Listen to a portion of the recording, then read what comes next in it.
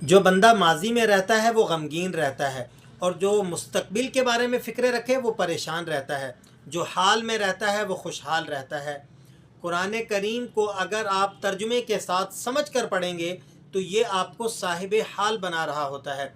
देखें ना, अगर किसी का यकीन हो कि रिज़्क़ अल्लाह के ज़िम्मे है, अल्लाह के पास रिज़्क़ की तिजोरियाँ हैं, मौत और ज़िंदगी किसके हाथ में है? अल्लाह के हाथ में है। इज़्ज़त ज़िल्लत किसके पास है? अल्लाह के हाथ में है। नफ़ा नुकसान किसके पास है?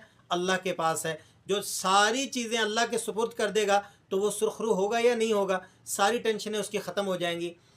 एक अल्लाह वाले ने बहुत अच्छी बात कही है कि अगर कोई इस फ़िक्र में मुब्तला है कि मेरे बाद मेरी औलाद को पालेगा कौन, तो उसे अल्लाह की पालने वाली सिफत पर मुकम्मल यकीन नहीं है, उस शख्स का ईमान कामिल नहीं है। हमारी हालत चेक करें, हम माजी में जाकर गुजरे हुए दिनों को